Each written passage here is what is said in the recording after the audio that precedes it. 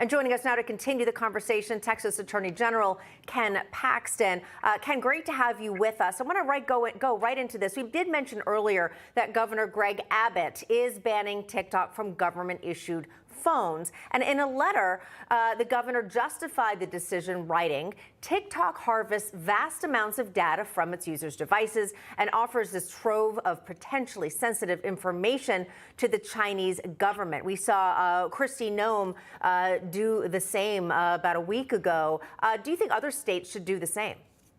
Oh, absolutely. This is clearly a problem.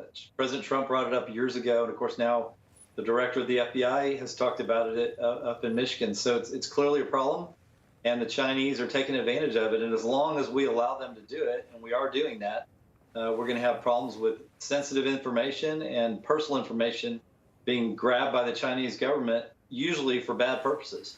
Yeah, and in fact, you just mentioned the FBI director, Christopher Wray, speaking at the University of Michigan, and spoke about the risk of TikTok. Here is part of what he said. Allows them to manipulate content and, if they want to use it for, influence operations. They also have the ability to collect data through it on users, which can be used for traditional espionage operations. Yeah, because one of the things I hear about is TikTok basically is using it to dumb down our population. As you see a lot of videos out there, as opposed to how they utilize the app in China. But that information is something that the collection of information is something really gets my attention, Mr. Paxton. So what do you think the threat from that is or could be down the road? So look, China clearly not a friend. They're not just a competitor in the business place or in the marketplace, but they have a goal of being dominant, and it's at our expense.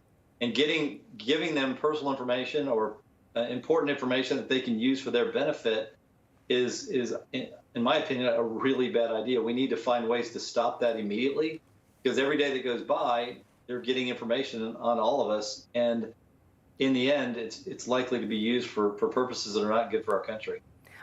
President Trump, you mentioned this earlier, Ken. President Trump, several years ago, did say, listen, TikTok is dangerous, and actually tried to get it banned. A lot of people laughed that off. It doesn't seem like it's a laughing matter anymore.